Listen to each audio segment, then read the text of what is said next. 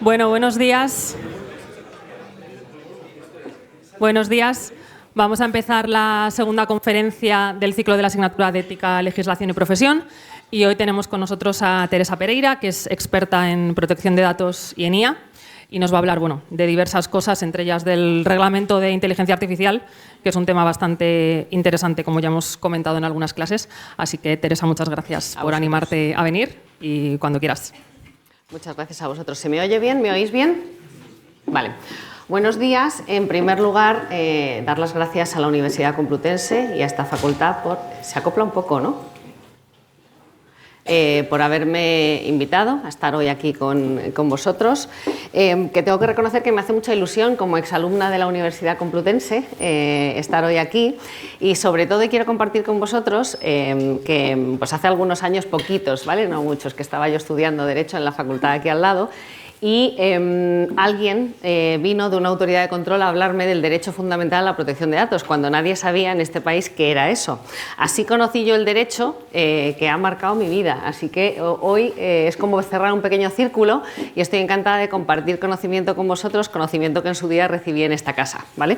Porque además de ser abogada, yo ahora mismo soy socia en un despacho experto en derecho digital.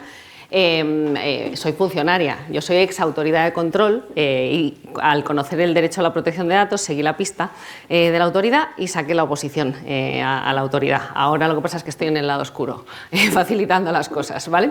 Así que nada, me hace mucha ilusión estar hoy aquí con vosotros y tengo noticias malas y noticias buenas. Noticias malas, vamos a hablar de leyes. Noticias buenas, lo vamos a hacer desde un enfoque de negocio, un enfoque transversal.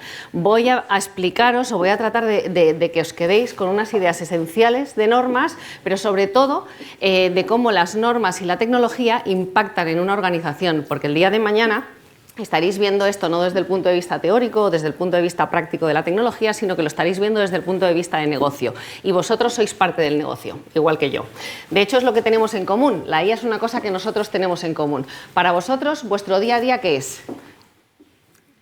Programar, desarrollar, ¿no? Hacer soluciones que funcionen. Vale, pues mi día a día consiste en qué pasa cuando esas soluciones llegan a las organizaciones. Voy a empezar atendiendo una petición de Sara, que me ha pedido que se explique. ¿Alguien sabe qué es el derecho digital? No es pregunta trampa, ¿eh? Derecho digital es una suma de materias, pero al final lo que hace es que os diré que el derecho digital terminará por ser el único derecho que exista, pero está compuesto de diversas subáreas, ¿vale? El derecho a la protección de datos, ciberseguridad, contratación tecnológica, propiedad intelectual, propiedad industrial, audiovisual, contenidos, digitalización, legal tech, es decir, es la suma de muchos factores. Hoy en día, los abogados, por lo menos los que nos dedicamos al derecho digital, no concebimos las leyes como compartimentos estancos, es decir, no vemos las soluciones y la tecnología desde un único punto de vista, sino que identificamos toda la problemática en conjunto y la abordamos de esa forma. Por eso, aunque mi expertise tradicional es de protección de datos, yo soy abogada de derecho digital y estoy tan especializada en IA como lo puedo estar en otro campo, ¿vale? Porque lo normal es ver la tecnología desde un punto de vista holístico. Os decía eso, que tenemos malas noticias porque vamos a hablar de leyes, pero las vamos a ver desde un punto de vista transversal. Y es que la IA no es solo una tecnología. Hace poco leía un informe de McKinsey, que es una consultora americana, la más importante del mundo, y alguien escribía sobre inteligencia artificial diciendo que era el mayor invento desde el descubrimiento del fuego o la invención de la rueda. A mí me parece un poco atrevido, por lo menos en este punto del desarrollo de la inteligencia artificial, ¿vale? Pero lo que sí os aseguro es que estáis viviendo la cuarta revolución industrial. El día de mañana los libros de historia dirán que esto era el germen de la cuarta revolución industrial, ¿vale? Entonces, esta tecnología... O sea, yo ya he vivido distintas oleadas de penetración tecnológica en la sociedad, pero este tipo de tecnología, la inteligencia artificial, va a cambiar las reglas. Cambia las reglas de mercado, cambia las reglas culturales, cambia las reglas sociales e incluso va a cambiar las reglas de trabajo, cómo trabajamos, va a cambiarlo todo progresivamente, ¿vale? Y es una tecnología transversal que impacta de la misma forma en las organizaciones, es decir, no es una herramienta que se contrata y se licencia y se instala y se implementa, es mucho más, porque trae todo ese cambio con ella. De tal forma que cuando hablamos de derecho digital o hablamos de inteligencia artificial desde el punto de vista normativo, la posición de las empresas hoy en día es altamente compleja y eso es lo que quiero explicaros hoy. Lo difícil que es para una organización asumir un sistema de inteligencia artificial desde el punto de vista legal y cómo vosotros sois parte del cumplimiento legal de una organización, ¿vale? ¿Estáis viendo el meme en pantalla? Normalmente somos nosotros, los abogados, el stopper, el horror. Todo el mundo diseña soluciones de negocio, implementa proyectos y el abogado llega al último y siempre es el stopper y el que dice que no y demás. Bueno, si vosotros, desde nuestra opinión, si no trabajamos todos en conjunto y aprendemos a prever desde el diseño de las soluciones los problemas o las obligaciones que recaen sobre la tecnología, acabaréis siendo como los abogados, el stopper, ¿vale? Tenéis que entender que formáis parte del negocio y eso es un poco la visión que quiero compartir con vosotros hoy, ¿vale? Venga, vamos a ello. Decía, la IA como motor transversal, ¿vale? Mira, os voy a lanzar primero esta pregunta. Ojo que la respuesta no está ahí, que es trampa, esta slide es trampa. ¿Qué es primero, tecnología o derecho? Venga, que se lance alguno. Derecho. Tecnología. El derecho, te voy a explicar el porqué, pero oye, me encanta que nos veas tan importantes, ¿eh? O sea, un punto para ti. No, el derecho no puede regular nada que no exista. Primero nace la realidad y luego nace la norma que lo regula o que le pone límites. Pero es una pregunta ambigua y tenía trampa, ya te lo había dicho, ¿vale? ¿Por qué? Porque si veis la slide, lo normal, si yo os lo pregunto desde el punto de vista teórico, primero va la tecnología y luego va la regulación, ¿vale? Esto es lo que nos enseñan aquí al lado, en derecho. Pero si lo miras desde el punto de vista de una empresa, primero nace la tecnología, las empresas empiezan a sentir curiosidad y a querer adoptar la tecnología y normalmente llega detrás, aunque ha empezado a gestarse antes, lo último que llega es la regulación. Eso quiere decir que muchas veces llegamos cuando la tecnología ya está presente en las organizaciones, que es una faena, porque muchas veces implica ir hacia atrás en el proyecto. Pero fijaros si la tecnología es capaz de cambiar la sociedad y su impacto es mucho más profundo que hoy en día pues yo tengo muchos clientes, ¿no?, con grandes o pequeños proyectos de inteligencia artificial. Los hay de todos los colores. Hay solo casos de uso, hay grandes proyectos de inteligencia artificial y os sorprenderá, pero también tengo clientes que dicen no, yo lo que quiero es que me hagas una politiquita de que aquí no está permitido el uso de inteligencia artificial. ¿Vosotros creéis que esa posición tiene sentido? Yo diría que no. Mi opinión es que no. ¿Sabéis por qué? Porque el ciclo de adopción de la tecnología ha cambiado. Aparece la tecnología, nosotros como individuos la usamos, por tanto la llevamos a la empresa y entonces hay que regular todo eso. ¿De qué sirve que una organización le diga a sus trabajadores, una organización, una empresa, una universidad, cualquier tipo de organismo, le diga a sus trabajadores no podéis usar IA en general si yo ya la llevo en el móvil? Si la llevo usando más de 10 años, la inteligencia artificial no es nueva, lleva más de 10 años en el mercado. Lo que estamos viendo ahora es la evolución a inteligencia artificial generativa y a otras aplicaciones y aplicativos, ¿vale? Pero la inteligencia artificial ya está aquí. Para nosotros, para los abogados de derecho digital, no tiene ningún sentido ponerle puertas al campo, sino meternos de lleno en la tecnología, entender cómo funciona. ¿Qué es el derecho digital? Es la búsqueda de soluciones jurídicas para hacer que norma y tecnología encajen, ¿vale? Eso es el derecho digital y eso es lo que hacemos. Pero la parte de presión social hace que las organizaciones, quieran o no quieran, independientemente de su apetito de riesgo, tengan que abordar el issue, el tema de la inteligencia artificial. ¿Cómo se aborda un sistema de inteligencia artificial en una empresa? Es decir, desde que llega el CEO o el director de operaciones y dice vamos a implementar un sistema de inteligencia artificial, ¿eso cómo se hace? ¿Cómo se implementa el proceso? Pues estas son las fases que vais a encontrar en cualquier organización. Primero defines unos objetivos, estructuras la información, diseñas un marco de gobernanza legal, que luego iré explicando un poco lo que hay. Tengo que ver cómo impacta la IA, y además esta es una obligación que impone el Reglamento Europeo, y luego voy auditando y estoy en formación constante, ¿vale? No solo desde el punto de vista legal, sino también desde el punto de vista operativo. Es decir, todos los procesos tienen que estar bajo un sistema de mejora constante.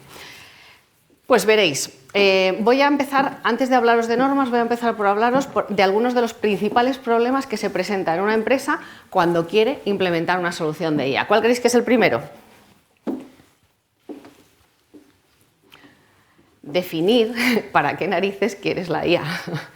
Hay cantidad de empresas hoy en día, os sorprenderían, contratando licencias, gastando una pasta gansa en inteligencia artificial solo porque está de moda, porque es tendencia, porque hay que meter IA, pero no tienen ni idea de qué están haciendo con esa IA ni a qué contribuye. La IA es una herramienta potentísima, potentísima en cualquier organización para mejorar procesos, para aumentar la eficiencia, para reducir los costes y, por tanto, para ganar más dinero. Y en eso estamos todos. Eso es otra cosa que nos une a todos, ¿verdad?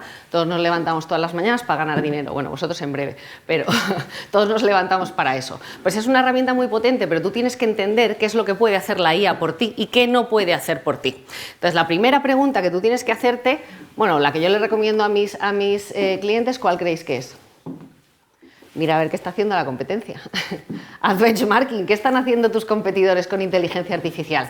Pero no se trata tampoco de copiar lo que está haciendo el competidor, ¿vale? Se trata de entender, una vez visto cómo es tu ecosistema de negocio, entender para qué te sirve a ti y para qué no. Es decir, mira tus procesos, mira dónde están lo que nosotros llamamos los pain points, es decir, los puntos negros, los colapsos, los puntos de mejora, de eficiencia, y mira a ver si la IA es la tecnología que te puede ayudar, porque puede que ni siquiera sea IA, igual con Machine Learning vamos que nos matamos, pero esa es la reflexión que tienes que hacer. A partir de ahí identificas una serie de casos de uso, montas los pilotos, vas testando y vas escalando, ¿vale? A partir de ahí, pero la primera pregunta es ¿qué puede hacer la IA por mí? ¿Vale? Y creo que es una pregunta además muy importante cuando estamos diseñando este tipo de soluciones y cuando las estamos programando. Esto es un poco como los pitches de los startuperos, problema, solución. No se trata de diseñar soluciones porque sí, sino de diseñar soluciones que arreglen un problema, ¿vale?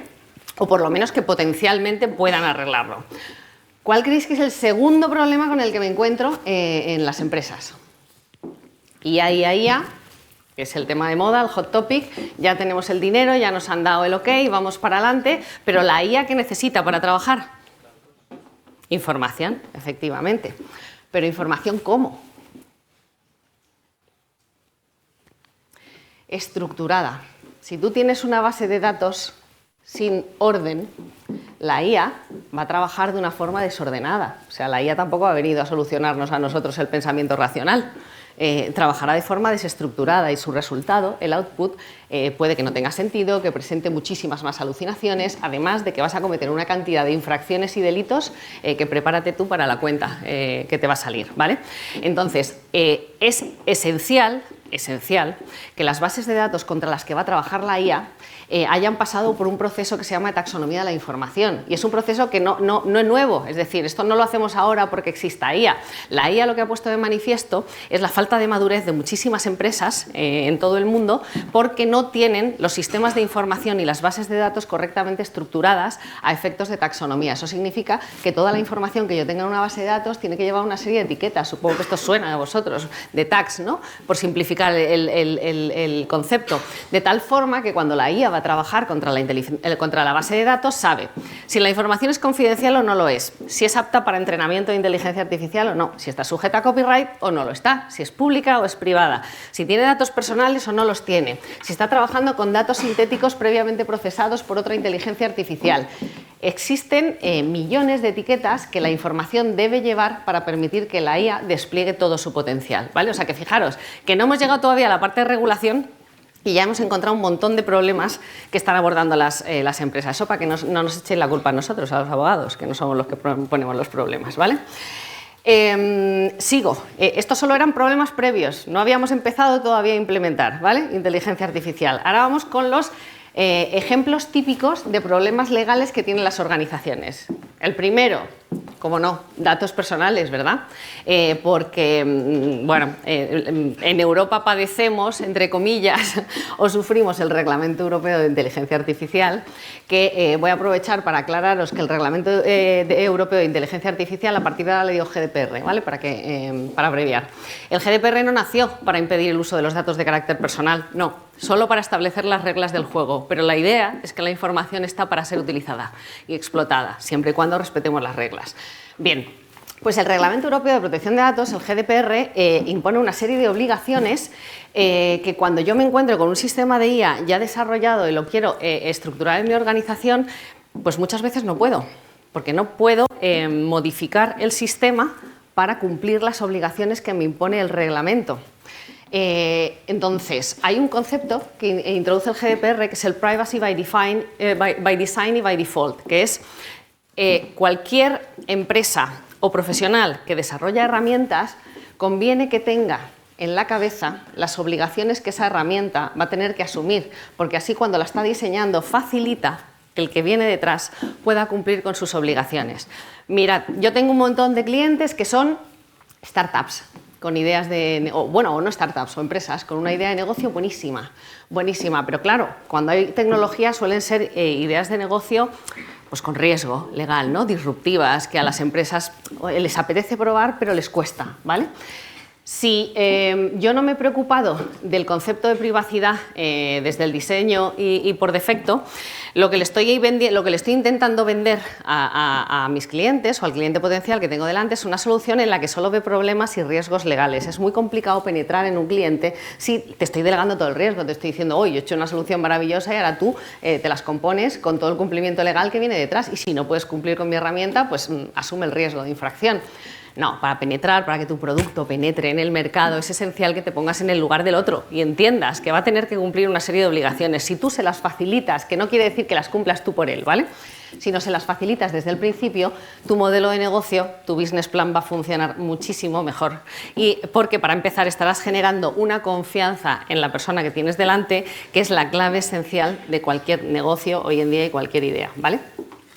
Es más, la privacidad, mucho me temo, que está altamente protegida en Europa y las sanciones, pues como veis a diario, son bastante altas en materia de privacidad, pero no solo eso, sino que es que echan abajo modelos de negocio. Hay bastantes soluciones de inteligencia artificial ahora mismo en el mercado que no solo han recibido multas millonarias, sino que han tenido que cerrar el chiringuito, porque desde un punto de vista operativo tú no puedes asumir una multa de 5 millones de euros o no puedes asumir una paralización de la herramienta potestad que tienen las autoridades de protección de datos, ¿vale?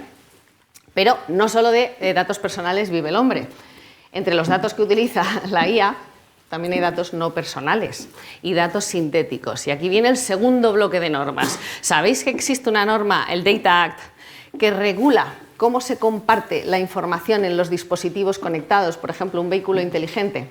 Tiene normas sobre transparencia, el Data Act, tiene normas sobre cómo tengo que compartir la información con los distintos agentes que intervienen en el sistema que hay en un vehículo inteligente, conectado, e incluso tiene normas sobre qué se puede hacer y qué no con el dato sintético resultante.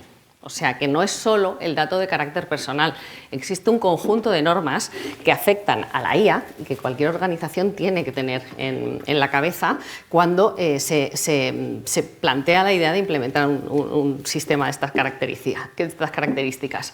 Otro de los problemas típicos, el efecto caja negra. Ni me molesto en explicaros, que ya sabéis lo que es seguro y sois capaces de explicarlo mejor que yo. Pero el efecto caja negra es un problema para las organizaciones. ¿Por qué? Porque no hay uno, sino varios conjuntos normativos, es decir, hay varias normas que exigen que cuando yo estoy usando inteligencia artificial informe de forma transparente a la persona que va a usarla cómo funciona la inteligencia artificial. Claro, ¿qué nos pasa? Que estamos hablando a lo mejor de, pues no sé, de cualquier producto de OpenAI, ¿nos dan información sobre cómo funciona el algoritmo? Sí, nos dan información, pero uno, a ver si eres capaz de entenderla y dos, a ver si esa información que te da te sirve para cumplir las obligaciones de transparencia e información que tú tienes que cumplir. Entonces, vamos a aterrizarlo en la práctica. Yo estoy en una empresa, voy a implementar una herramienta, yo me miro a rajatabla términos y condiciones para ver la herramienta que he contratado y el servicio que le voy a ofrecer pues a mis trabajadores, a mis clientes, dependiendo de lo que sea la herramienta. Y no tengo información. ¿Vosotros creéis realmente que si yo escribo a OpenAI me van a dar la información del algoritmo, que me va a atender alguien para darme la información que necesito para informar? No, son modelos que llamamos los abogados as is, adhesión a términos y condiciones, o los tomas o los dejas. Esto es lo que hay. Entonces, realmente, para facilitar el ejercicio de transparencia, la solución no soy yo. No es el abogado que llega al final y te dice, oye, acuérdate que tienes que informar, que es que hay una sanción, como no informes. Yo no soy la solución, yo soy al final la que está gestionando el problema. pero es desde el primer momento en el que el desarrollador empieza a concebir un algoritmo, él es el que mejor es capaz de explicarlo. Su organización es la que tiene que proporcionar esa información a sus clientes. Tiene que tener en cuenta que quien va a contratar sus servicios tendrá esa obligación. A eso me refería antes cuando os decía, hay que tener en cuenta las obligaciones desde el inicio de la cadena. Todos somos parte del cumplimiento legal, ¿vale? Esta es un poco una diapositiva sobre lo mismo, es decir, y es que la inteligencia artificial, como os decía, no son solo grandes desarrollos, todas las empresas tienen ahora un chatbot de asistencia virtual y la mayoría de ellos no explican de manera ni medio decente cómo funciona el algoritmo para que tú se lo puedas explicar a tus clientes, es absolutamente imposible, ¿vale? Otro de los grandes temas, de los grandes melones en materia de IA y leyes, la propiedad intelectual. Y además desde varias facetas, o sea, ya no la eterna pregunta de quién es la propiedad intelectual de lo que produce una inteligencia artificial. O sea, esa ya es la de menos, que es un debate en sí mismo. Pero tened en cuenta lo que os hablaba antes cuando hablábamos de taxonomía de la información, ¿vale? Para que la inteligencia artificial funcione, trabaja contra una base de datos. Si yo no le digo contra qué puede trabajar y contra qué no puede trabajar, puedo estar utilizando contenidos sujetos a derechos de autor y a licencias de propiedad intelectual que vulneraré. Y si las vulnero, absorbo absolutamente todo el riesgo derivado de esa infracción. Os he traído unos titulares, pero vamos, es famosa la batalla que está teniendo el New York Times con OpenAI, porque OpenAI se tiró a la piscina y utilizó todas las noticias que había de New York Times disponibles en Internet. Y es que hay un concepto legal, o sea, aparte de la propiedad intelectual, hay un concepto legal que me parece interesante que conozcáis, el concepto de dato público. Un dato público no es el que es fácilmente accesible por Internet. El dato público es el que yo he puesto en Internet con intención de hacerlo público, ¿vale? Entonces, si yo de repente tengo un perfil de Instagram, de TikTok, y tengo el perfil cerrado, no hay ninguna vocación de que ese dato sea público, no porque tú seas mi contacto y puedas acceder a la imagen, la puedes utilizar. Si yo tengo un periódico con un sistema de suscripción y a través de mi suscripción accedo a los contenidos, eso no es un dato público. Un dato público sería todo lo que esté disponible de forma abierta, ¿vale? Eso para empezar. Y aunque sea público, puede estar sujeto a propiedad intelectual. Para eso están los términos y condiciones que no nos leemos jamás, que nos lo suelen contar, ¿vale? Pero hay que tener en cuenta eso, o sea, la información contra la que trabajo puede estar sujeta a propiedad intelectual, pero no solo eso, sino los componentes que utilizáis para programar y desarrollar están sujetos a propiedad intelectual, ¿vale? Entonces, os sorprendería la cantidad de trabajo que tiene un despacho de derecho digital en relación con este tema, conflictos de software. Porque el desarrollo se ha viciado, porque se ha viciado la cadena de derechos durante el desarrollo. ¿Por qué? Porque he usado el componente de un tercero que no me permitía usarlo para ese fin. Y ya no hablo de un permitir no permitir en términos absolutos. Todo producto que se desarrolla está sujeto a una licencia y esa licencia te dice qué puedes hacer y qué no puedes hacer. Y esto lo puedes hacer de esta forma y esta no. Cuando tú estás utilizando el componente de un tercero, tienes que seguir la cadena de derechos. Es decir, si tú me has dado derecho para hacer sota, caballo y rey, yo tengo que integrar el producto en mi desarrollo sabiendo que mi producto no va a poder hacer nada que el previo licenciante no me haya permitido a mí. Eso es esencial cuando desarrollo. Y nos pasa mucho también con las librerías de código abierto. Y os diría que el tema de las librerías de código abierto todavía es fácil de solucionar, pero hay organizaciones que tampoco quieren correr ese riesgo, es decir, que no quieren tener código abierto porque lo que están desarrollando quieren que sea de su autoría y de su propiedad intelectual. Bueno, de autoría no, porque la autoría es del desarrollador, pero quieren que sea de su propiedad intelectual, quieren tener todos los derechos de explotación, ¿vale? Ahí entráis directamente vosotros desde el mismo momento en el que empezáis a diseñar herramientas y soluciones, ¿vale? Hay que tener en cuenta las piezas o los componentes de las soluciones que diseñáis que ya llevan unas condiciones, ¿vale? Porque si no, ¿a quién le va a estallar en la cara? A la empresa que os contrata. Poned que Iberdrola contrata mañana una solución que habéis diseñado vosotros. O vuestra empresa, habéis montado una startup e Iberdrola os compra la startup, absorbe toda la propiedad intelectual de los desarrollos, hacéis un exit, os da 2 millones de euros por la solución, ¿no? Es un poco el objetivo que tiene la mayoría cuando monta una empresa, pero de repente cuando va a implementarla o cuando se hace una due diligence, porque hará una due diligence para ver en qué términos está la solución, la empresa y demás, descubre que está arrastrando una infracción en derechos de propiedad intelectual intelectual por un componente de la solución que habéis desarrollado. O sea, no solo se os cae el deal, el negocio al suelo, sino que vais a recibir unas demandas y parece que no es algo frecuente, pero sorprendería la realidad de los despachos de abogados. Tenemos muchísimo conflicto en relación al software.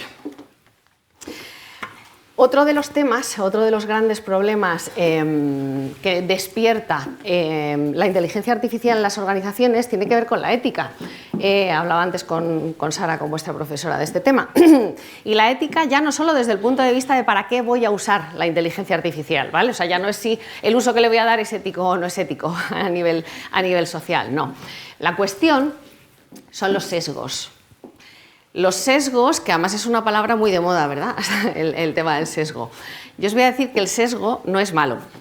El sesgo no es algo contra lo que haya que luchar. El sesgo es algo que hay que identificar para saber que está ahí y jugar con ello. Lo que es malo es el estereotipo que crea el sesgo. Los sesgos son naturales, son educacionales, son culturales. En mi generación trae unos sesgos porque mis padres me enseñaron de una manera, porque los padres en nuestra época enseñaban de una forma, porque las universidades enseñaban de una forma, porque los gobiernos gobernaban de una forma y llevamos ya pues, unos sesgos en la cabeza, una idiosincrasia, una forma de pensar. Vuestra generación llevará otra, diferente, superará parte de los que llevo yo y desarrollará otros nuevos. Entonces los sesgos no son algo necesariamente negativo, lo negativo es el estereotipo que yo hago del sesgo, pero tengo que ser consciente de que las bases de datos contra las que trabaja la IA de forma innata arrastran los mismos sesgos que arrastramos nosotros, los mismos, y por tanto el output, el producto resultante puede estar afectado. ¿Dónde se ve claramente? Cuando utilizamos la inteligencia artificial en procesos de selección. Es tremenda la casuística que hay, pero tremenda de grave, no de frecuente, porque realmente es un uso de alto riesgo el usar inteligencia artificial en procesos de selección, pero es increíble las cagadas que hace la IA en este tipo de procesos en cuanto a razas, géneros, diversidades, etcétera, etcétera, ¿vale?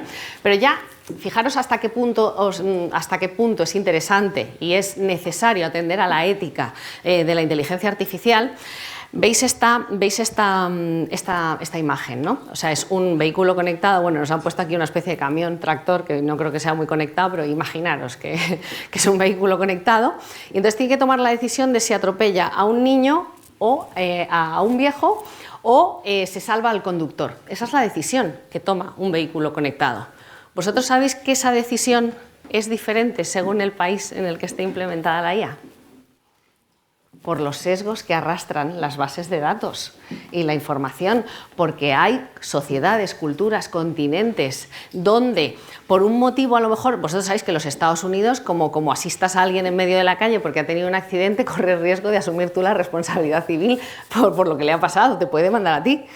Pues en los Estados Unidos probablemente este vehículo adoptaría la solución de me salvo yo y a estos que les den, os lo digo en serio. O sea, el algoritmo sería más tendente a ese tipo de solución. En cambio, en Europa, probablemente como nuestro sistema regulatorio es diferente, intentaría salvar todas las vidas posibles y la decisión sería diferente, ¿vale? Es un ejemplo explicado muy a grandes rasgos, pero creo que es bastante gráfico para que entendáis cómo la información que se usa contiene ya una serie de determinaciones y de sesgos y la intervención humana, o sea, tanto la programación o el desarrollo de la solución como la intervención humana, el human in the loop, es necesario para evitar que el resultante genere estas desviaciones, ¿vale? Porque claro, si esto sucede, ¿quién absorbe la responsabilidad de lo que pasa? La empresa que implementó el sistema. Bueno, ahora veremos que es un poquito más complejo, pero evidentemente se despierta responsabilidad legal por una infracción, por unos daños y perjuicios, etcétera, etcétera. Y voy a rizar todavía más el rizo. Os decía, cuando llega la inteligencia artificial impacta en las organizaciones a muchos niveles, no solo el legal y no solo cuando hablamos de legal en tema de datos, en tema de propiedad intelectual, está dando en toda la escuadra de la organización, tanto que también es un problema de efectos de sostenibilidad. Habéis oído hablar de los ESG, ¿verdad? Y de los Objetivos de Desarrollo Sostenible y demás. Bueno, sabéis que el gasto energético de la IA es enorme. O sea, cada imagen generada con ChatGPT consume entre 2 y 5 litros de agua. El centro que Meta planea crear en Talavera de la Reina va a consumir 600 millones de litros de agua potable, que encima no tiene que ser potable, al año. Eso para un país como España, que es seco, por norma general, es un problema. Esto es un problema, con lo cual las empresas, después de haberse tirado todas a la cabeza, o sea, a la carrera, a utilizar soluciones de IA, se están dando cuenta de que ahora tienen otro bloque normativo, el de los ESG, el de la sostenibilidad, que les impone obligaciones en este sentido. Obligaciones que pueden pasar desde recordar a todos tus empleados que hay que hacer un uso racional de la inteligencia artificial, que la inteligencia artificial no es el nuevo Google, no es un buscador. La inteligencia artificial hay que colocarla allí donde tiene sentido y donde aporta valor añadido, ¿vale? Pero además las empresas se la están viendo y deseando para calcular la huella hídrica. La huella hídrica es la cantidad de agua que yo voy a consumir al año por permitir que en mi empresa se utilice inteligencia artificial. Y es súper complicado de calcular. Ahora mismo esta semana han sacado, digamos, unas pautas, unas directrices para ayudar a las empresas a saber cómo calcular eso. ¿Y por qué creéis que nos obligan a calcularlo? Porque tenemos que diseñar soluciones para compensar. Es decir, además vamos a tener que poner en marcha, y esto es una obligación legal, soluciones para compensar el daño que le hemos hecho al medio ambiente.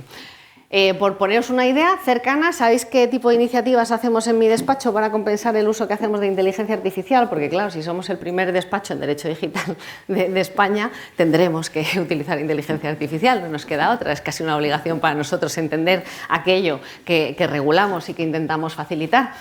Pues nosotros, pues mira, el viernes que viene nos vamos todos, o sea, solo los que estamos en Madrid somos más de 350 a Torote del Fresno, una cosa así, todos a plantar árboles. Sí, reíros, pero vamos a plantar árboles porque tenemos una obligación con el medio ambiente, aparte de que sea un ejercicio de team building, ¿no? Que siempre también es divertido y demás, pero es que tenemos que compensar el daño que hacemos. O sea, fijaros hasta qué nivel llega el impacto de la inteligencia artificial. Y llevo todo el rato hablándoos de impacto legal y os he hablado de impacto legal con ejemplos que os suenan y que os llegan cercanos, el de la huella hídrica entiendo que menos, pero que os llegan de cerca. Pero el impacto legal, para que os hagáis una idea, o sea, las organizaciones hoy en día, las empresas tienen un problema. Mirad la cantidad de normas que han aparecido, y solo en materia de derecho digital, desde el 2016 al 2024. Son más de 20 conjuntos normativos que tiene que asumir la empresa en materia de datos personales, datos no personales, ciberseguridad, ciberresiliencia, inteligencia artificial, responsabilidad de los desarrolladores, responsabilidad civil de la inteligencia artificial, etcétera, etcétera, etcétera. O sea, tú piensas en un Iberdrola y dices, pues vale, tiene un equipo legal tremendo, ha contratado a Écija, entonces claro, puede gestionar estas cosas, pero a pensar en una pyme, en una startup, en una empresa española media, es un problema tener que abordar todo este conjunto de obligaciones y de normas cuando te vienen con un paquetito de inteligencia artificial a la puerta de tu casa.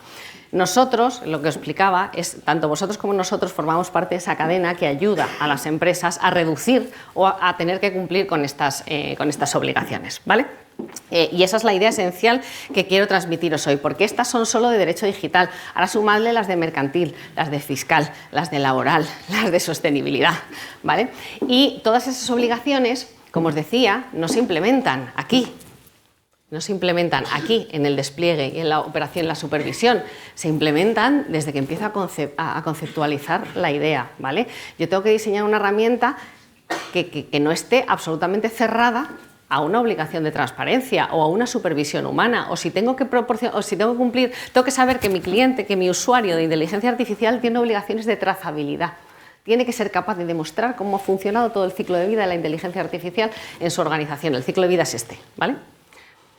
Pues para eso necesito que la persona que ha pensado la solución tenga en cuenta que yo voy a tener que hacer eso y que tengo que acceder a información, que voy a tener que elaborar informes, que tengo que poder customizar algunas cuestiones de la solución que me van a poner delante, ¿vale? No os quiero aburrir, os decía que no voy a hablar de ley en términos legales, pero tened en cuenta que la ley y la tecnología no son compartimentos estancos, son equipos que tienen que jugar juntos, ¿vale?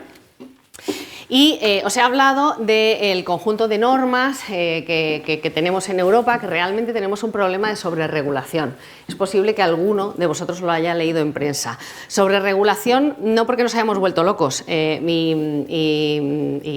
no tengamos otra cosa que hacer que aprobar leyes. Realmente, y esto lo tenéis que saber vosotros, la ciberseguridad es un problema ahora mismo a nivel mundial.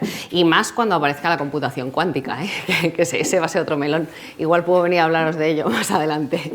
Pero el reglamento de inteligencia artificial y el resto de normas tienen una razón de ser, tienen un sentido. ¿Qué os dice esta imagen? Esto es lo que la prensa llama hoy en día la carrera por la inteligencia artificial. China, Estados Unidos y Europa. Tenemos 3 ententes compitiendo por ver quién gana la carrera de la inteligencia artificial. La Unión Europea, hace como unos 6 años, más o menos, publicó lo que llaman un white paper, que es como una declaración de intenciones, ¿vale? Una declaración de intenciones donde decía, miren ustedes, la IA está aquí y ahora hay que tomar una decisión. Se nos ocurren 3 formas de regular o de afrontar la entrada de la IA, ¿no? La penetración de la IA en las empresas europeas. Una de ellas era regularla, reglamento de inteligencia artificial, y las otras 2 eran menos proteccionistas desde un punto de vista legal, pero eran más pro innovación, es decir, asumían mayor riesgo legal, no querían ejercer tanto control sobre lo que se hiciera con la inteligencia artificial para favorecer de esa forma la innovación. En Europa se hizo una consulta pública, o sea que tampoco es que la Unión Europea impusiera porque sí este sistema. Nosotros nos decantamos ¿por cuál? Por el proteccionista, el reglamento de inteligencia artificial. China y Estados Unidos utilizaron las otras vías. Ellos han primado el beneficio económico, el intentar ganar la carrera por la inteligencia artificial antes que la seguridad o que otros derechos fundamentales o valores presentes en el mercado. ¿Por qué? Pues porque al final ellos tienen las grandes tecnológicas, para ellos tiene un impacto económico, es decir, si les ponen cortapisas a las grandes tecnológicas de los Estados Unidos, lo primero tienes un problemón enorme con el lobby de presión que suponen, ¿vale? Que impiden incluso que se aprueben las normas, pero en segundo lugar te estás tirando piedras contra tu propio tejado, porque tu Producto Interior Bruto depende de las tecnológicas. Entonces, tiene su sentido que nosotros lo hayamos hecho así. Europa no solo ha regulado, es decir, no solo ha sacado un reglamento de inteligencia artificial controlando un poco el uso que se hace de la tecnología o marcando las reglas del juego, también ha aprobado partidas presupuestarias millonarias para invertir en desarrollo, ha creado vía normativa grandes bases de datos para que las inteligencias artificiales tengan con qué entrenar antes de penetrar. Tenemos sandboxes, entornos de pruebas, para que las empresas que consiguen plaza en los sandboxes puedan llegar a un producto mínimo viable, entrenar sus inteligencias artificiales, recibir asistencia legal de negocio y ayudas económicas, es decir, para que entendáis un poco el contexto en el que nace el reglamento de inteligencia artificial. ¿Que nos impone obligaciones? Sí, pero bueno, no han dejado de lado la parte de innovación, o el objetivo de Europa no es que nos quedemos atrás, ¿vale? En la parte de innovación. El objetivo de Europa es innovar, sí, pero con respeto a los derechos fundamentales y con respeto a determinadas cuestiones éticas, morales y sociales, ¿vale? Ahora sí que sí vamos a entrar de lleno en el reglamento de inteligencia artificial, ¿vale? Os voy a explicar a grandes rasgos qué, cómo, para quién, ¿vale? Y cuáles son las normas que impone, pero no os asustéis, o sea, el primero que coge el reglamento de inteligencia artificial y dice ¿cuál es el ámbito material de la norma, ¿no? Es decir, ¿qué está controlando el reglamento de inteligencia artificial? 3 cosas: sistema de inteligencia artificial, modelo de IA de uso general y sistema de IA de uso general. Yo os he reducido en unos bullets lo que dice el reglamento de inteligencia artificial de los 3 sistemas. Seamos sinceros, no se entiende, no se entiende y es muy complicado distinguir uno de otro, ¿vale? Pero sí que son cosas diferentes. Esta es la traducción al castellano básico de lo que dice el reglamento de inteligencia artificial. ¿Qué es un sistema de IA? Aplicación o software que usa inteligencia artificial para una tarea específica, como un chatbot de recursos humanos, ¿vale? Vamos a utilizar el ejemplo de los coches y del mercado de los vehículos, ¿vale? En este caso, el sistema de IA sería un coche completo. Si hablo de modelo de IA de uso general, es el motor entrenado para hacer muchas cosas distintas, o sea, lo que hace GPT-4. sería un motor universal, un motor que se puede utilizar en distintos vehículos, ¿vale? Y si hablo de sistema de IA de uso general, es aquel que es capaz de realizar una tarea cognitiva que puede hacer un ser humano, como por ejemplo ChatGPT. Esto sería un coche con el motor adaptado, ¿vale? Es decir, los productos se integran unos dentro de otros, pueden ser más complejos o más sencillos, pero allí donde haya IA va a entrar en juego el reglamento de inteligencia artificial. No hay excepciones en este sentido, salvo que no sea un sistema de inteligencia artificial. ¿Cómo ha decidido este reglamento abordar las obligaciones y abordar el sistema de regulación? Lo ha hecho de forma muy parecida al GDPR, al Reglamento Europeo de Protección de Datos. Es un sistema muy similar. ¿Por qué? Y esta es una de las claves que también os tenéis que quedar cuando habléis de tecnología y derecho. Porque no hablamos de cumplimiento o incumplimiento en términos generales, es un enfoque a riesgo. Hay que entender el riesgo que genera la herramienta para delegarlo, mitigarlo o reducirlo, ¿vale? En este caso, lo que hace la inteligencia artificial es una clasificación básica de riesgos. Hay un riesgo que considera inaceptable, ¿vale? Hay una serie de herramientas de inteligencia artificial que no se pueden comercializar en la Unión Europea. Por ejemplo, una herramienta de social scoring. ¿Sabéis lo que es? El scoring es conocido por ser el sistema de clasificación crediticia, ¿no?, que utilizan los bancos para hacerte un perfil crediticio. El social scoring sería como hacérselo a la ciudadanía, a la gente desde un punto de vista social. Si veis Black Mirror, hay varios capítulos que, hablan de aplicaciones o de sociedades que están utilizando esos sistemas de social scoring. La verdad es que da bastante miedo. No estamos tan lejos de eso, yo creo, pero eso está terminantemente prohibido en la Unión Europea. Y a partir de ahí vamos de riesgo alto, limitado y mínimo en función de la aplicación de esa inteligencia artificial. Riesgo alto, ¿qué sería? Pues mira, la solvencia crediticia, evaluar la solvencia crediticia se considera un riesgo alto, ¿vale? Y cuando estoy aplicando la inteligencia artificial en terrenos como la sanidad, también se considera un riesgo alto, ¿vale? Por poneros ejemplos sencillos y no aburriros con un montón de conceptos. El riesgo limitado, pues lo podemos encontrar en los chatbots que simulan la atención humana, ¿vale? Ahora veréis en Instagram, por ejemplo, hay un montón de empresas que tienen a una chica rubia estupenda contándote la película del producto de turno, que esa chica ni siquiera existe, es un chatbot contándote lo que le han pedido que cuente, ¿vale? Eso es un sistema de riesgo limitado. Y luego están los de riesgo mínimo, son aplicaciones mucho más sencillas. En función del nivel de riesgo que me encuentro, ¿qué creéis que pasa? El conjunto de obligaciones que tengo que asumir. O sea, hay un paquete de obligaciones básicas que tiene que asumir todo sistema de inteligencia artificial y a partir de aquí vamos subiendo y me van doblando la apuesta, ¿vale? Cuanto más alto es el riesgo, más obligaciones adicionales tengo que cumplir para colocarme en un nivel aceptable respecto del reglamento de inteligencia artificial. Siguiente pregunta. ¿A quién creéis que se dirige el reglamento de inteligencia artificial? ¿Quién tiene que cumplirlo? Sí. ¿Y quién más? Perdona, que no te he escuchado. También. ¿Y quién más? Ajá. Todos. Todos. Por eso sigo insistiendo en el concepto de cadena, a efectos legales, a efectos de negocio, a efectos de responsabilidades. Efectivamente, tiene que cumplirlo el usuario, el que lo distribuye y el que lo crea. Hay obligaciones distintas para todos los sujetos. ¿Significa eso que vais a la cárcel? No necesariamente, ¿vale? Pero sí que hay distintas obligaciones. Mira. Estos son los 4 conceptos que reconoce el Reglamento de Inteligencia Artificial, una vez más traducidos al castellano sencillo. El proveedor. ¿Quién es el proveedor? El que desarrolla o comercializa el sistema de IA, ¿vale? Por ejemplo, una empresa que crea un software de inteligencia artificial. Volvemos a los coches, el fabricante del vehículo, ¿vale? Pero también tiene obligaciones el responsable del despliegue. ¿Quién es el responsable del despliegue? El que usa un sistema de IA en su actividad. ¿Ese quién es? La empresa. Mi empresa, mi despacho de abogados, es un responsable del despliegue, es el que pone una herramienta a mi disposición para que yo la utilice, ¿no? O los bancos que ponen la herramienta para aplicar en el social scoring. Es el conductor el que decide qué herramienta y para qué la voy a usar. El distribuidor, que es quien lo vende o lo revende, sabéis que tenemos distribuidores o resellers, es decir, tú por ser reseller no tienes menos responsabilidad que el seller.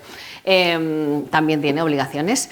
En este caso sería la plataforma que le ofrece a los clientes. Pues, por ejemplo, ahora mismo tenemos muchas plataformas que pueden estar licenciando herramientas propias o incluso herramientas de terceros, ¿vale? Pues también tienen obligación. O sea, lo que ha intentado el Reglamento de Inteligencia Artificial es que no nos echemos la batata caliente unos a otros, básicamente, ¿vale? Y digamos, no, yo solo desarrollo, esto es cosa de la empresa, esto no es cosa mía. Eso es lo que ha buscado, el crear un círculo de responsabilidad conjunta. En este caso, el distribuidor sería como el concesionario que vende los coches, ¿vale? Pero también tenemos el importador, es decir, si tú lo único que haces es importar una herramienta de inteligencia artificial desde el extranjero, también te van a caer obligaciones, ¿vale? Que eso sería, traducido al ejemplo que estamos contando, pues una aduana o un puerto de entrada, ¿vale? Todas estas personas tienen obligaciones. Luego, si queréis, os cuento un poco más en detalle cómo sería para un proveedor, es decir, cómo sería para alguien que desarrolla una herramienta. La cuestión es que estos roles pueden aparecer juntos o separados, ¿vale? Tú puedes ser proveedor y además responsable del despliegue, o puedes ser proveedor y además distribuidor, o puedes ser proveedor, distribuidor y importador. Y ahí vas acumulando obligaciones en función de tu rol. Entonces, conviene analizar en qué posición estoy yo en el campo de juego para decidir qué tengo que cumplir. Y además esas obligaciones hay que cruzarlas con los sistemas con el nivel de riesgos que os he contado antes. Alto riesgo, riesgo medio, riesgo básico, un rol, otro rol y venga obligaciones. Y venga obligaciones adicionales. Esto además de todas las obligaciones que ya nos han impuesto el resto de normas de las que hemos ido hablando, ¿vale?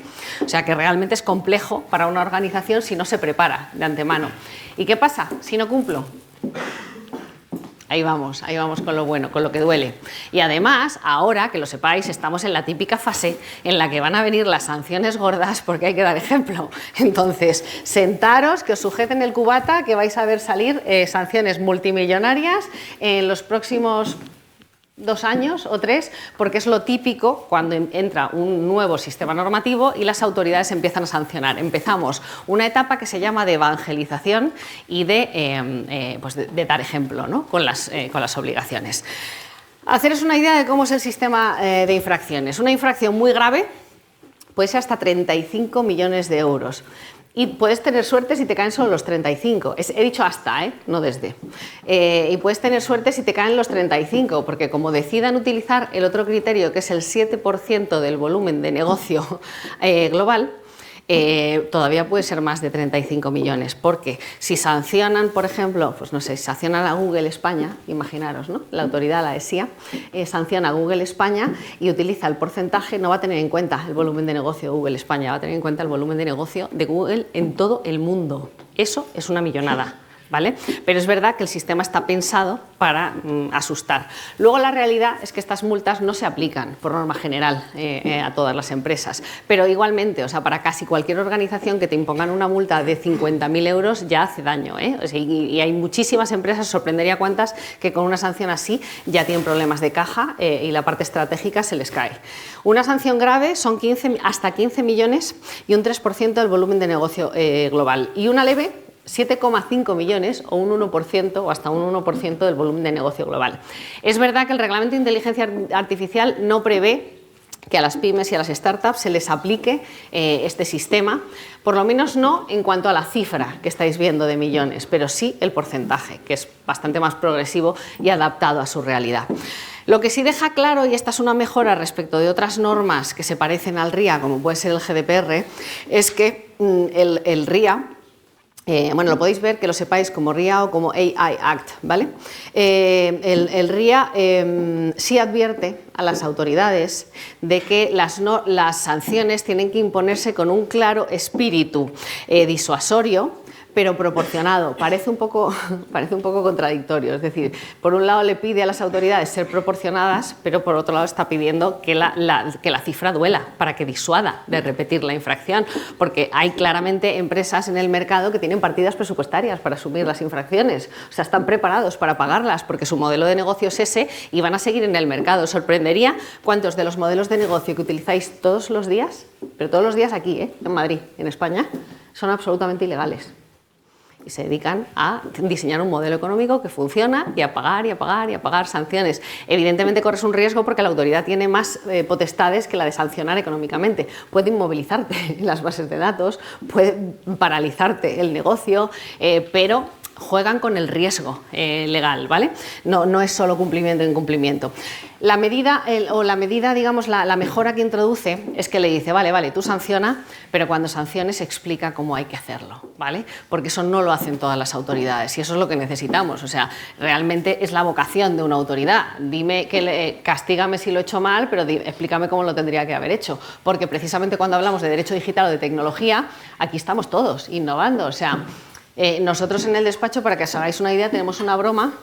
Claro, la gente ve el derecho digital como algo súper sofisticado, ¿no? Como somos los abogados raros y demás. Nosotros decimos que somos los matados del derecho.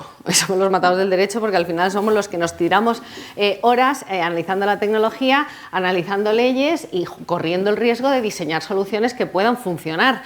Entonces, a mí que una autoridad me diga así no, digo, así no, pero ¿cómo? Entonces yo agradezco que la autoridad cuando me sancione me diga, deberías haberlo hecho así. Ah, fenomenal, coño, pues acabáramos antes, ya sigo y lo hago así. ¿Vale? Me dejo las conclusiones para el final porque creo que tenemos un espacio, ¿no? para preguntas, así que venga, animaros de todos los temas que hemos comentado, ¿qué os gustaría preguntar? Si no, os pregunto yo. ¿Os ha quedado clarísimo el reglamento de inteligencia artificial? ¡Qué cracks! Bueno, ¿qué os parece si le damos primero las gracias a Teresa por la presentación y pasamos a la pregunta? No te preocupes.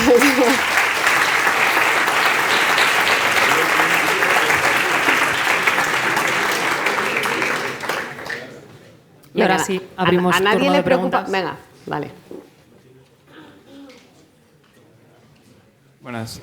Yo tenía una duda por una noticia que salió el año pasado de un adolescente de Florida que a través de un chatbot de estos que simulan personajes, a raíz de la conversación que había tenido con este chatbot, se suicidó. Esto, si se determina que una autoridad que es culpa del modelo de inteligencia artificial, ¿en qué tipo de riesgo entraría y cómo sería la sanción que pudiese caer? Son escenarios altamente complejos. O sea, como buena abogada te diré, no tengo toda la información para emitir un dictamen, no. Pero es en serio. A ver, hay una cuestión esencial cuando se usa inteligencia artificial y tiene que ver con la ética y la transparencia, lo hemos comentado. Por un lado es el uso ético de la inteligencia artificial. Jamás debería existir una inteligencia artificial en el mercado que pudiera mínimamente ofrecer algún tipo de asesoramiento o conversación que induzca al suicidio. Eso para empezar. Por otro lado, una de las principales obligaciones que introduce el reglamento de inteligencia artificial es de la transparencia. Es el de la transparencia. Habéis oído hablar de los deepfakes, ¿no? Pues la mayoría son ilegales o son motivo de infracción.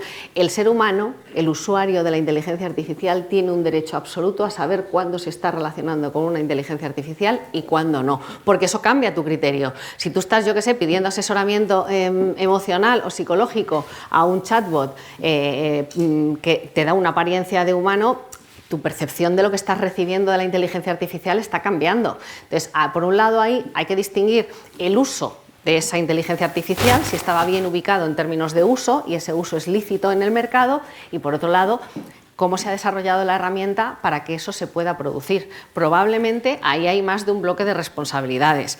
Y ahora la pregunta que yo os iba a hacer a vosotros es, ¿no os preocupa como desarrolladores saber qué responsabilidad tenéis?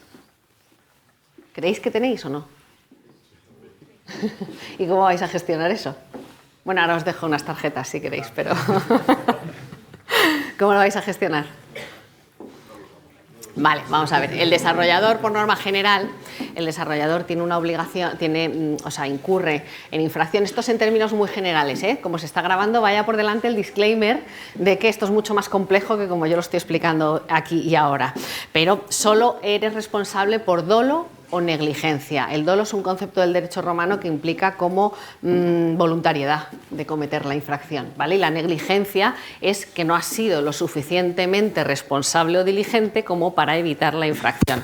En esos casos sois responsables de la infracción. Ahora bien, ¿os van a sancionar a vosotros? No. ¿Por qué? Porque hay un principio en el derecho que se llama culpa in vigilando. La organización que me contrata, si es que me contrata, absorbe esa responsabilidad, es decir, la sanción se la lleva la empresa. Pero ojo, que si hay dolo o negligencia y el origen de la infracción es mío, la empresa puede repetir contra mí. ¿Vale? Eso que lo tengáis clarísimo siempre. O sea, que la ley no es algo que escape al equipo técnico, al equipo de IT o de desarrollo de una organización. Y si encima la empresa es vuestra, pues apaga y vámonos, porque vais a absorber la del proveedor, la del distribuidor, la del importador, vais a absorberla toda, ¿vale? Tenías otra pregunta, ¿verdad? Ya está. Te la he resuelto porque es que es compleja, si no luego te doy más info. Es verdad, ¿qué me has dicho? ¿Quién tendría que responder? Pues tendrían que responder, o sea, hay que analizar el supuesto, probablemente hay más de una responsabilidad en ese supuesto. Pero eso precisamente es uno de los casos para los que nace el reglamento de inteligencia artificial, para impedir que la inteligencia artificial se use en ese sentido. De hecho, las obligaciones éticas que impone el reglamento de inteligencia artificial, las organizaciones deberían haber impedido que se use o que ese aplicativo de inteligencia artificial esté abriendo esa posibilidad en el mercado, ¿vale? Y eso ya solo desde el punto de vista del RIA. Ahora súmale daños y perjuicios, súmale responsabilidades penales, etcétera, etcétera.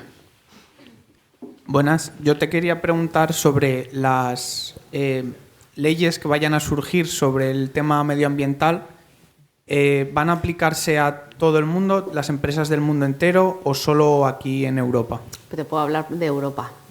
O sea, es verdad que toda la normativa de sostenibilidad que hemos comentado o nos tiene que preocupar es la que tiene que ver con el entente europeo. Es verdad que hay acuerdos supranacionales pues para desarrollar normas en este sentido, para reducir la velocidad a la que avanzamos en cuestiones de cambio climático y demás. Es decir, todos los países del mundo, en mayor o menor medida, o tienen normativa en este sentido o la tendrán. Obviamente hay países que no están altamente preocupados por esta cuestión porque tienen problemas más graves, pero o la tienen o la tendrán, porque para eso están los acuerdos supranacionales. Supra quiere decir por encima, los acuerdos internacionales que se están firmando en la materia, porque no tiene ningún sentido que Europa se preocupe por su huella sostenible si no lo está haciendo el resto de players, ¿no? del mercado. Entonces, cambiará, y es verdad que además son sistemas normativos muy diferentes. El sistema anglosajón, el americano, es muy diferente del español, pero bueno, ahí están todos trabajando en la cuestión. Nosotros tenemos la Agenda 2030 con los Objetivos de Desarrollo Sostenible, ya sabéis, y la normativa que va saliendo para empujar la consecución de objetivos. Hola, yo quería preguntarte sobre si una empresa, al contratarte, tiene obligación de informarte en el aspecto legal de qué cosas puedes hacer tú y qué cosas no. Sí. Tiene obligación de informarte, fíjate, no solo de lo que puedes o no puedes hacer con IA. La obligación es todavía más amplia. Una empresa tiene que informarte de qué puedes y no puedes hacer con todos los medios que pone a tu disposición. Y cuando hablo de medios, hablo de portátil, correo electrónico o como si te están dando una taquilla. Son medios que la empresa paga y pone a tu disposición. Luego tiene la facultad y la obligación de decirte, para esto lo puedes usar y para esto no. De hecho, pues supongo que esto sonará, porque esto ya no es nuevo, pero los conflictos cuando un empleado deja la empresa, el acceso a su correo electrónico, el acceso al correo electrónico. ¿Puedes o no puedes usar el correo electrónico profesional para fines personales? ¿Lo sabes? Pues depende de lo que te haya dicho la empresa, en la política de uso de medios tecnológicos que tienes que firmar o que debería haberte dado a firmar cuando entras. A veces te la dan a firmar, a veces la cuelgan en la intranet, pero lo normal es que si yo quiero impedir que lo que yo estoy pagando se use para determinados fines, tengo que informar al trabajador de qué puede y qué no puede hacer. Si no, la expectativa de privacidad, que es lo que se llama, existe. Es decir, si tú no me dices que yo no puedo usar mi correo electrónico para fines personales, yo tengo una expectativa mínima de que puedo. Eso en los tribunales, tela, para defenderlo. Con la inteligencia artificial lo mismo, en las políticas de IA, lo que explicaba antes. Yo tengo clientes que llegan y dicen, no, yo quiero una politiquita que diga no se puede usar IA en la organización. Bueno, yo sí que te la hago, pero ya la están usando. Entonces, no es que no puedas decir que no, tú tienes derecho a prohibirlo de forma absoluta, tienes derecho, pero no tiene ningún sentido cuando la llevamos todos encima todos los días. Buenos días. ¿Cuál es tu opinión, tu visión sobre la expectativa de la definición de privacidad para el futuro? Porque a nosotros, incluso como informáticos, nos parece que cada vez vamos a tener menos y menos privacidad, o que las empresas son más intrusivas, incluso también los gobiernos, con la información que poseemos. Entonces, ¿cuál es la perspectiva? Pues, hombre, bola de cristal no tengo, pero sí te diré, sí te voy a contestar, ¿vale? Me parece muy buena pregunta, porque os contaba que yo empecé en esto de la protección de datos, os vais a reír, pero hace muchos años. Yo estaba en la Agencia de Protección de Datos de la Comunidad de Madrid y allí se presentaba gente y decía, hola, buenos días, que vengo a proteger mis datos. Y yo pensaba que los tengo en el armario y los custodio con mi vida. En ese momento la privacidad era una cosa.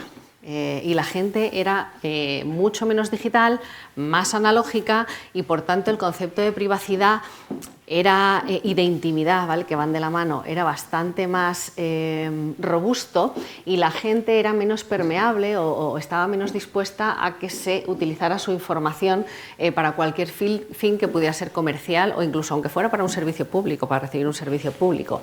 Era bastante más reticente. Las cosas han ido evolucionando, la tecnología ha ido madurando, la sociedad ha ido madurando, incluso el individuo ha ido madurando.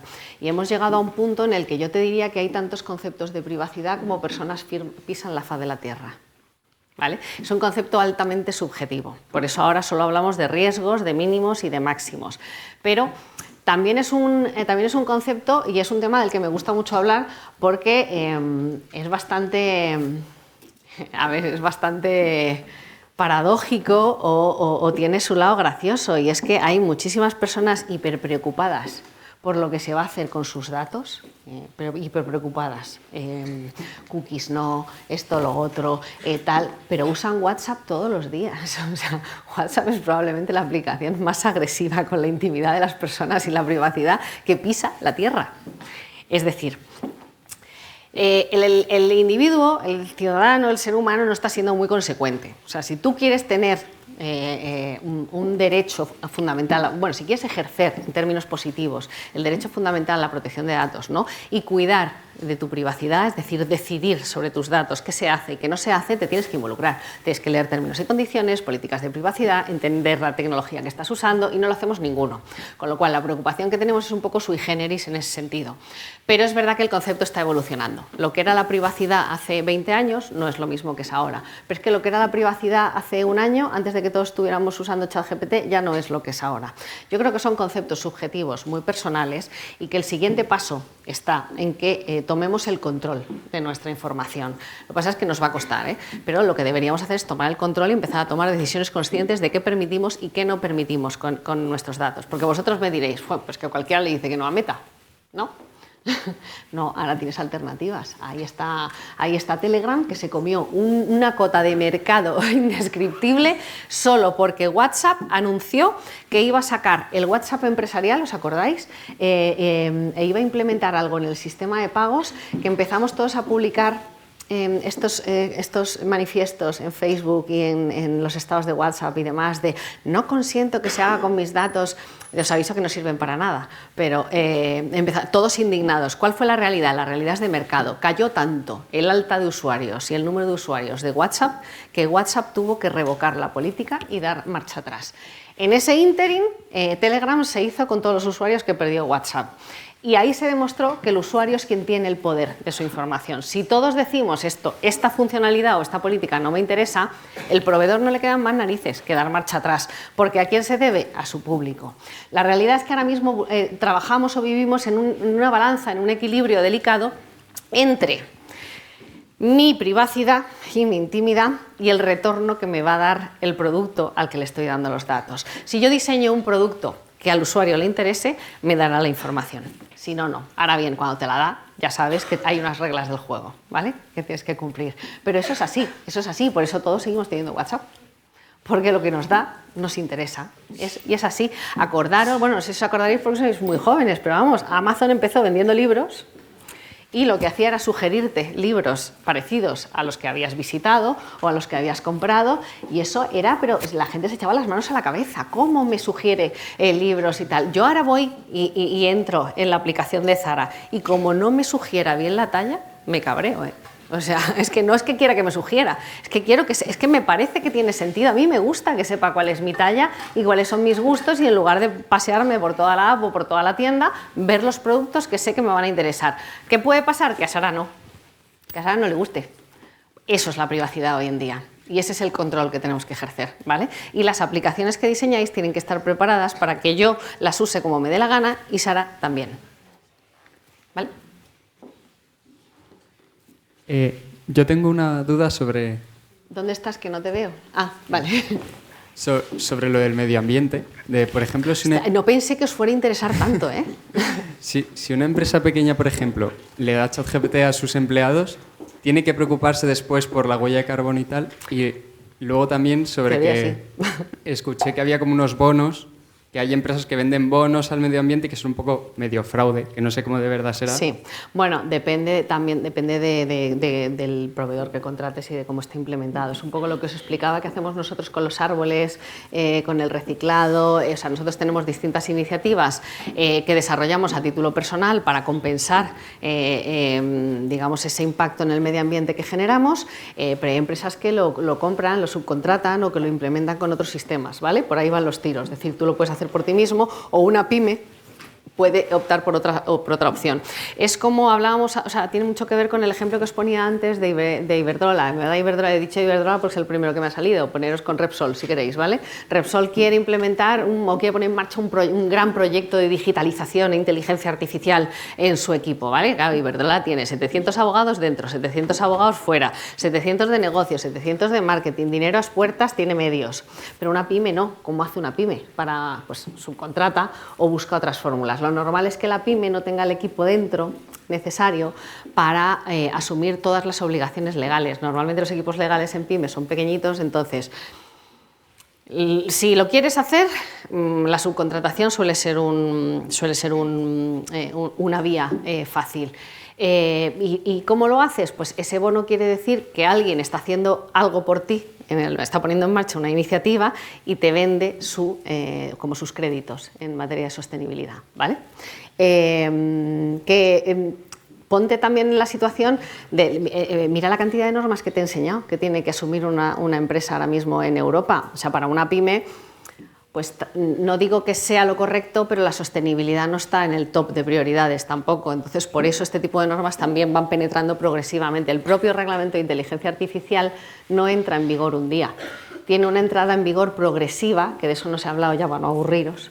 Tiene una entrada en vigor progresiva repartida en distintos hitos durante años, que cerrarán el año que viene, en agosto, que sepáis. El año que viene, en agosto, hay que cumplirlo todo. Sí, una pregunta relacionada también con el tema de lo de la sostenibilidad. El centro de datos que habías mencionado... El de Talavera. El de Talavera, efectivamente, que consumía muchos millones de litros de agua. 600 millones. Sí, que es una burrada. Claro, las medidas que tienen para un poco contrarrestar ese impacto pueden afectar en general un poco al medio ambiente, pero aún así se sigue perdiendo ese agua que lo pierde la zona en concreto.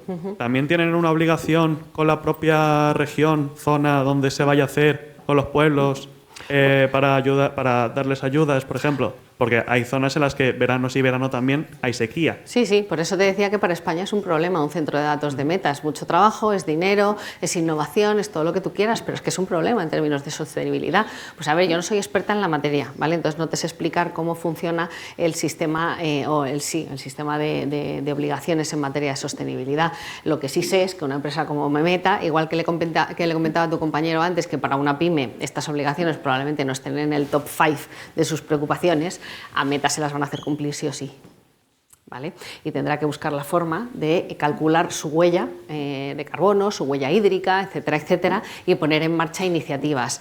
Ahora, que tenga obligación de que esas iniciativas tengan un impacto exactamente en la localidad, ahí no sabría decirte. Eso, si quieres, luego os dejo el email y puedo tratar de contestártelo a posteriori, si quieres, ¿vale? Hola. Hola. Sobre lo de la carrera de la IA de China, Estados Unidos y Europa, al regularse aquí más que, por ejemplo, en China o en Estados Unidos, ¿no te pones en una desventaja para esa carrera? Por eso le llaman la carrera y por eso os traía la slide para explicaroslo, porque es un debate ahora mismo en prensa y a nivel internacional. Hay quien piensa que sí, hay quien piensa que no, que la regulación no está reñida. Si quieres mi opinión personal, el problema no es el RIA. El problema son las 700 normas que han aparecido desde el 2014 hasta ahora y que las empresas, ya sean grandes, pequeñas o minúsculas, tienen que cumplir. Es decir, sí que hay cierto riesgo ahora mismo en Europa de sobreregulación, pero no por el reglamento de inteligencia artificial, sino por el conjunto de normas. O sea, yo veo a pymes sudar sangre para cumplir con la normativa de seguridad de la información básica. O sea, ahora plantéale tú que tiene que cumplir con el Data Act, con el reglamento de ciberresiliencia o con... Es que es tremendo el problema. Y ahora, si lo aterrizamos en el RIA, que era lo que tú me preguntas, ¿realmente está Europa muy por detrás de los Estados Unidos y de China? Entiendo que algo sí. Primero porque ellos tienen mucha más inversión en inteligencia artificial, en lo que les dé la gana. Sobre todo si no regulas esa inyección de capital. Claro, si tú no regulas, todo va más rápido, que no quiere decir que luego no aparezcan los problemas. Es decir, lo que no atiendes antes probablemente lo tengas que atender después. Pero eso es precisamente lo interesante de la carrera por la inteligencia artificial. Veremos cómo se resuelve. Y por eso se explicaba por qué nace el reglamento de inteligencia artificial, cuál es su vocación, que es la de sí, avanzar sí, pero con respeto a los derechos y libertades civiles de las personas, y por qué va acompañada de un conjunto adicional de propuestas, de normas y de medidas de las que no se hablan, como es la inyección de capital en I+D, en los sandboxes, la creación de bases de datos públicas en Europa para que nuestras inteligencias artificiales tengan datos con los que entrenar sin haber entrado en una organización y que podáis mejorar y pulir los productos. Es decir, la Unión Europea es consciente de que regular a veces nos resta velocidad, pero lo intenta compensar a través de otras medidas, ¿vale? Al resultado final ya lo veremos. Siga atento a las noticias. Yo vengo a preguntar sobre que... O sea, ¿Dónde estás que no te veo? Aquí. Ah, vale. Como está avanzando muchísimo la inteligencia artificial, va a llegar un momento en el que yo creo que va a entrar en el sector militar o le van a interesar que entre en el sector militar. Ya está. Pues, ¿qué regulaciones hay para eso? Porque... El sector militar, el sector de defensa, tiene todavía un bloque normativo específico para él, ¿vale?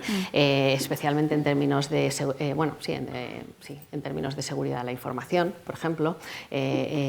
Incluso todas las normativas que hemos citado, muchas de ellas, por ejemplo, la normativa de protección de datos, también tiene particularidades en el sector de la defensa y demás. Es decir, está previsto que en términos de defensa, de hecho, uno de los usos prohibidos o alguno de los usos prohibidos o de alto riesgo está ubicado en el sector de la defensa, ¿vale? Por ejemplo, la observación, como una videovigilancia masiva con inteligencia artificial es uno de los usos prohibidos, ¿vale? Ese es un sector muy controlado. Sí, pero la cosa es que si dejan que esté en la militar, también puede llegar dentro del gobierno.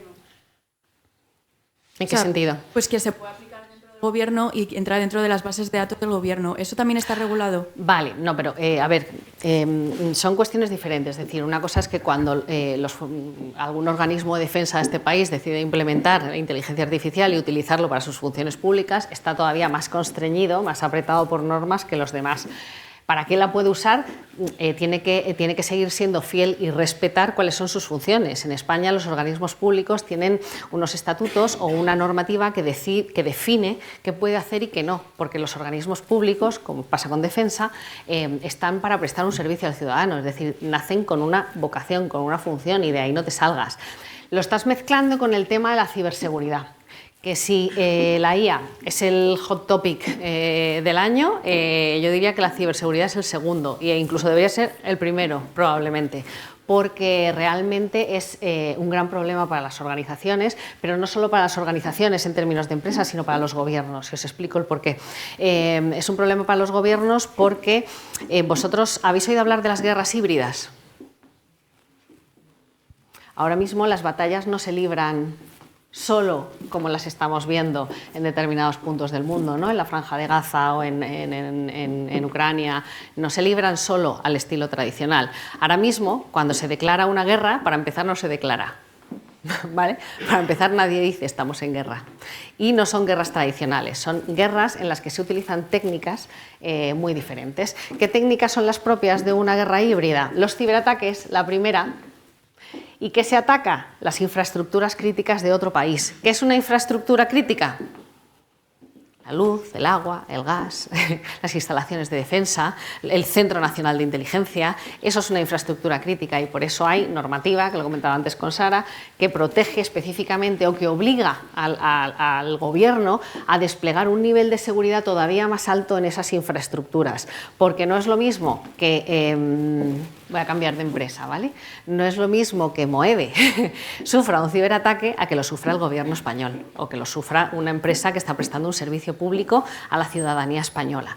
Entonces, por eso que el nivel, digamos, de seguridad que tienen que tener sus sistemas de información es más alto. Entonces tú ahí has mezclado, por un lado, las vulnerabilidades y por otro lado el me salgo de mi función y ataco al propio gobierno. Es igual, es un golpe de Estado ya, ¿eh?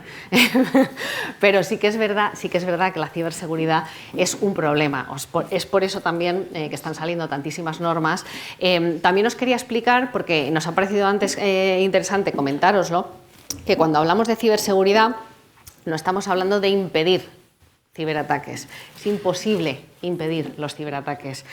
No hablamos de cumplimiento o incumplimiento cuando hablamos de ciberseguridad, hablamos de gestión del riesgo. Mi obligación es identificar los riesgos presentes en mi sistema de información, mapearlos, unos los delegaré, otros los mitigaré, otros los eliminaré y gestionar el riesgo residual que me queda. Es que hoy en día el derecho digital se ejerce así, os sorprenderá. Yo no cumplo o incumplo, no le digo a mi cliente incumples o no incumples, yo gestiono riesgos, identifico riesgos legales y los gestiono, ¿vale? Pues eso es lo que hacemos en términos de ciberseguridad.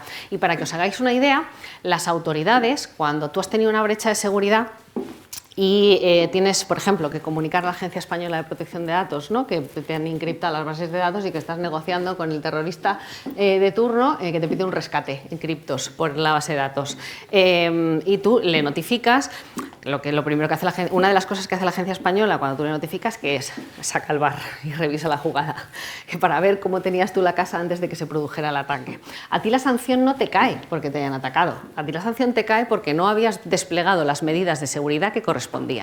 Tú tienes la obligación de autoevaluarte, hacer un análisis de riesgo y determinar cuál es el nivel de riesgo presente en tu organización y desplegar medidas de seguridad. Si con esas medidas de seguridad desplegadas, es decir, si con todos los deberes hechos tú sufres un ciberataque, ahí no hay punibilidad. ¿Sabes lo que te quiero decir? Porque la pregunta hoy en día no es si vas a sufrir un ciberataque, sino cuándo y cuántos y de qué gravedad. O sea, es que es el día a día. Por lo menos el mío. Hola, buenas. Hola. Yo te quería preguntar sobre el reglamento en España de las IAs generativas de imágenes o de vídeos, porque tengo la sensación de que o es muy, muy laxo o no, la gente no está bien informada, porque tengo la sensación de que se ven muchos vídeos generados por IA, pues yo que sé, de políticos haciendo cosas o así, los que deepfakes. justo, que no, o la gente no está informada de que eso es punible. Vale. ¿Os acordáis que os he hablado antes de la fase de evangelización? En eso estamos, ¿vale? Lo primero, en España no existe normativa de desarrollo del reglamento de inteligencia artificial, ¿vale? De momento, Europa está trabajando con un reglamento de inteligencia artificial. Una de las cosas que a lo mejor os puede ayudar a entender mejor el sistema es que no estamos hablando de una directiva, sino de un reglamento.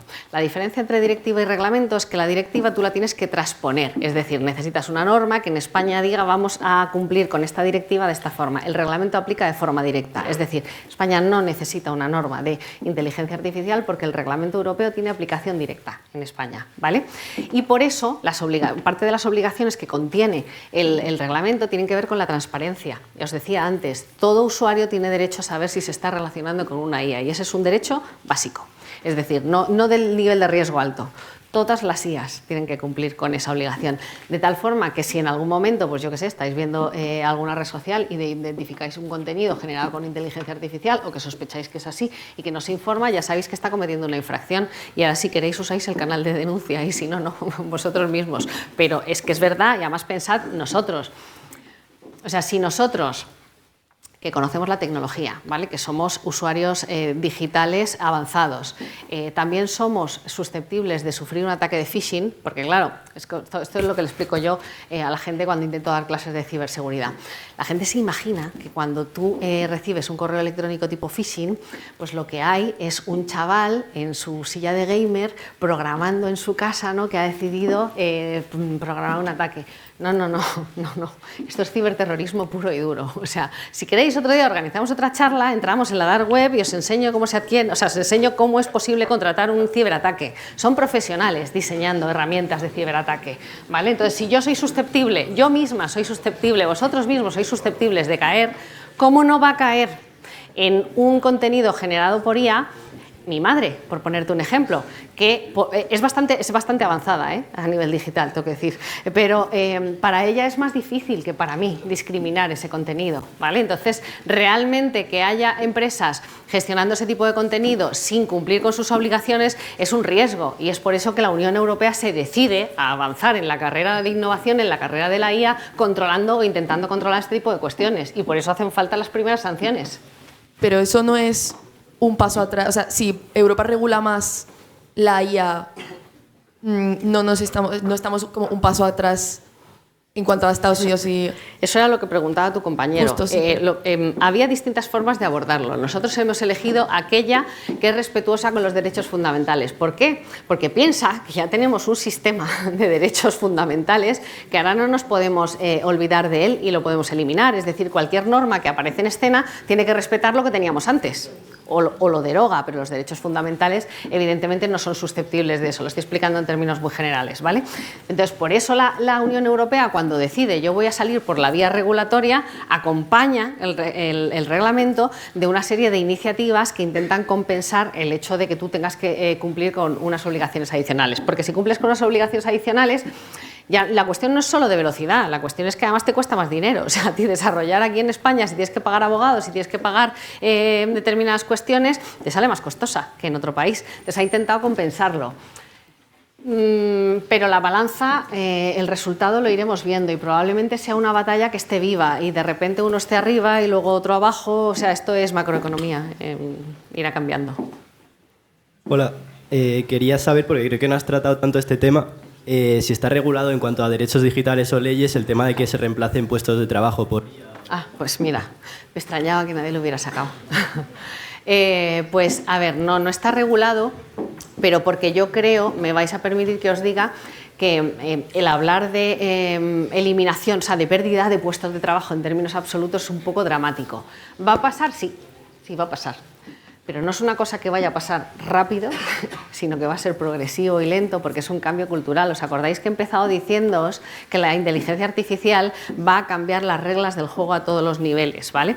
Lo que se espera a día de hoy, con lo que sabemos que va a pasar, es que se va a producir lo que llamarían los economistas un desplazamiento en la cadena de valor. Es decir, si yo dedico parte de mi tiempo a funciones que puede hacer una herramienta como ChatGPT, una inteligencia artificial, probablemente ChatGPT adquiera un valor en mi cadena de producción, ¿no? En mi día a día fundamental, y yo desplazaré mi actividad hacia aquello que solo sé hacer yo y que solo puedo hacer yo, ¿vale? Eso me va a convertir en más eficiente, en mejor abogada, pero probablemente altere el sistema de contratación y el sistema de trabajos, pero no quiere decir que los destruya sin más, porque donde destruye uno, creará otro. Y esto va a ser progresivo, no va a ser de la noche a la mañana. Hace algunos años tuvimos como un segundo intento del metaverso, ¿no? De volver a instalarse, porque no fue el primero, ya lo había intentado hace 10 años, pero no estamos maduros tecnológicamente los usuarios para adoptarlo. Y cuando llegó el metaverso, que para mí es como el siguiente Internet, es una forma de consumir contenidos de forma diferente, ¿vale? Una de las cosas que pasó es que aparecieron nuevos puestos de trabajo. O sea, había gente que se dedica a diseño gráfico de manos para avatares en el metaverso o en distintos juegos y tal. Hace 5 años, bueno, hace 10 años no había tíos que diseñaran manos. Y con esto, o sea, lo cuento un poco en broma, pero creo que es nuestra responsabilidad también hablar de inteligencia artificial en términos correctos y no llamar al terror. Y lo mismo, os pongo otro ejemplo. ¿Os acordáis cuando nos confinaron con el COVID, ¿no? Y entonces sacamos una aplicación que tú comunicabas cuántas veces habías tenido COVID y demás, y entonces la gente se echó las manos a la cabeza, mi privacidad, mis datos y tal. Joder, yo ahí tuve un dilema como abogada, porque dije, es que se está lanzando un mensaje que no es del todo correcto. Es decir, ¿se están usando mis datos? Sí, pero se están usando para un fin que es bueno para la sociedad. Luego yo ya si quiero uso la app o no uso la app o lo que sea, pero no es lo mismo venderle el alma al diablo utilizando WhatsApp, ¿vale? Que lo está usando a efectos comerciales, que en medio de una pandemia mundial querer usar los datos para controlar una pandemia que no sabemos cómo atajar. Entonces, ahí, por ejemplo, los abogados, incluso colegas, pues hablaban en términos muy tremendistas y muy absolutos de ese riesgo y yo decía, joder, estamos lanzando un mensaje que no es del todo cierto.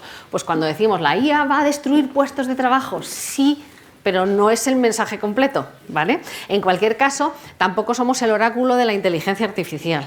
Esto es lo que los grandes economistas, los sociólogos y demás prevén a partir de la información que tenemos ahora, pero vivimos en la era de la información, quiere decir que pasado mañana los datos sobre los que hacemos estimaciones habrán cambiado. Entonces, hoy, viernes, yo te digo que esa frase es correcta solo parcialmente. Se destruirán unos, aparecerán otros, la cadena de valor se desplazará y a lo mejor en ese proceso hay momentos en los que el paro sube, baja o momentos de mayor o menor dificultad, pero no es un pum, apagamos el interruptor y se va todo el mundo a la calle, no. Bueno, sé que había más preguntas, pero estamos en hora, así que te tendremos que invitar otro día, Teresa. Dejadme que termine, ¿vale? Con los mensajes que quería que os quedarais hoy, la transversalidad de la IA. La colaboración entre departamentos, ningún proyecto de inteligencia artificial ni ningún proyecto tecnológico va a sobrevivir si no trabajáis de la mano con abogados, con negocio, con estrategia, con operaciones, con marketing y con recepción, si me apuráis, ¿vale?